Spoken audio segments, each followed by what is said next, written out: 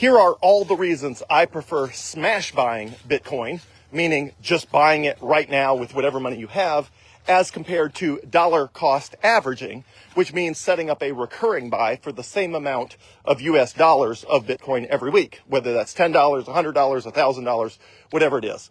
I have always preferred smash buying Bitcoin, meaning buying it up front, as opposed to waiting or buying it over time. And I want to walk you through the reasons why. So first of all, when people are buying Bitcoin, they typically have an amount of money that they want to invest in Bitcoin up front.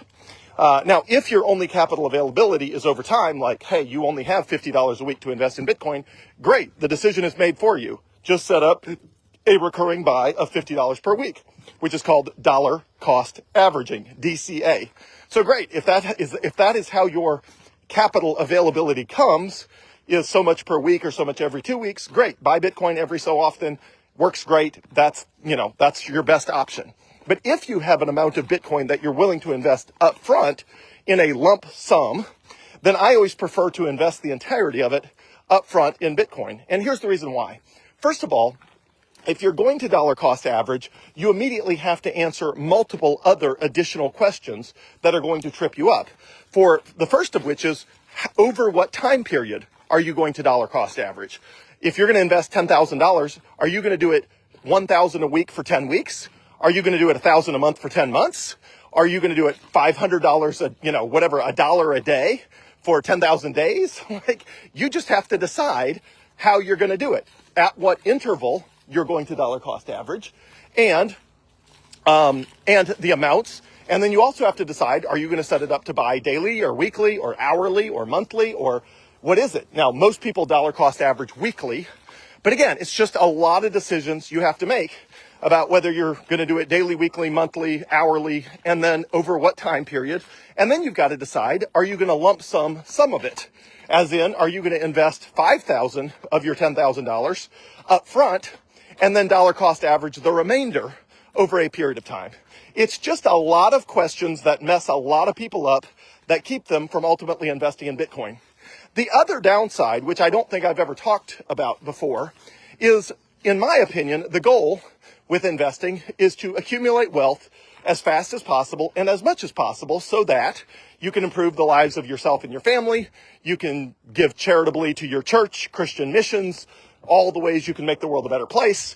The purpose of wealth accumulation, in my case, is to ultimately give it all away, to use it to advance God's kingdom, to redeem this world we live in as much as possible until the day that Jesus comes back, whenever that is. That's the point of wealth in my world, in addition to improving the lives of myself and my family, making sure my kids can go to college, all that sort of stuff.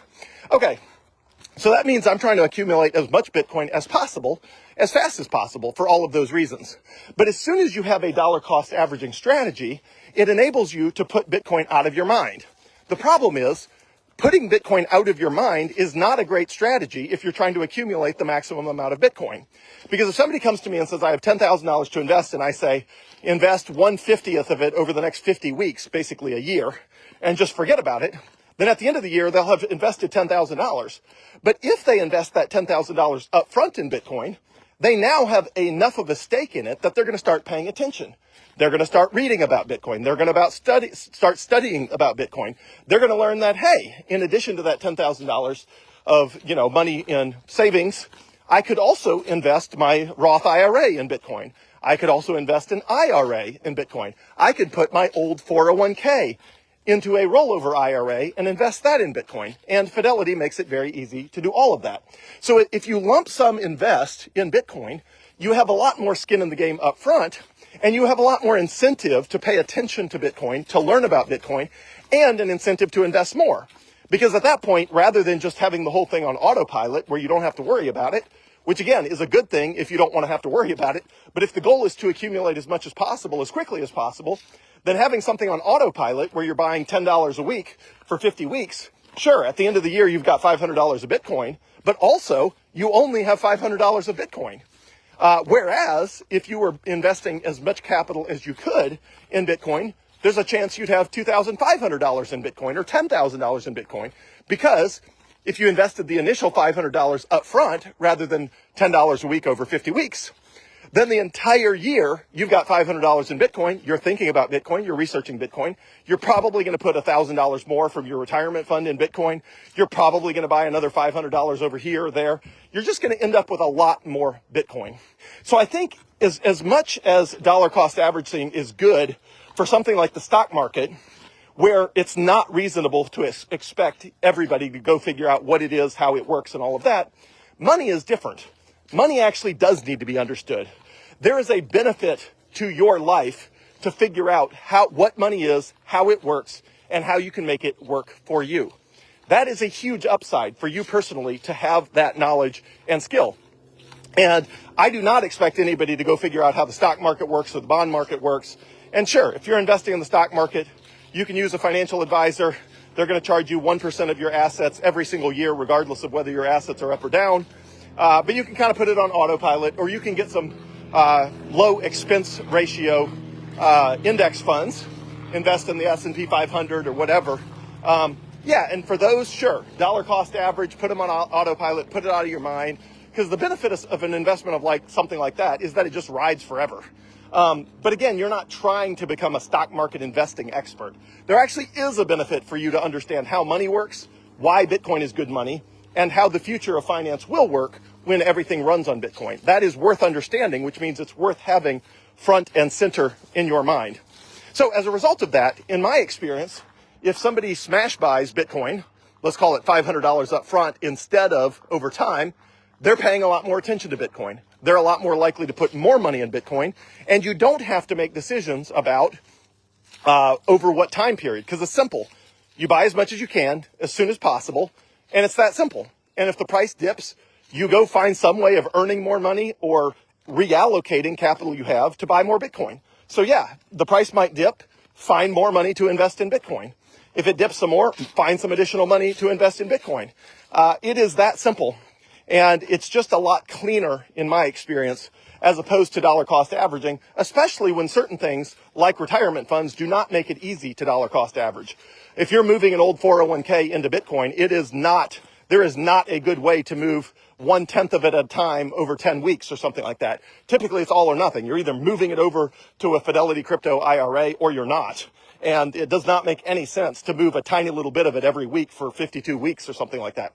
So that's why I recommend smash buying Bitcoin. To summarize all of that, I think buying Bitcoin as soon as possible with as much capital as you have is a better way than dollar cost averaging. The only exception is if Bitcoin's price is so high that James Check, my favorite Bitcoin analyst, is officially calling the market overheated.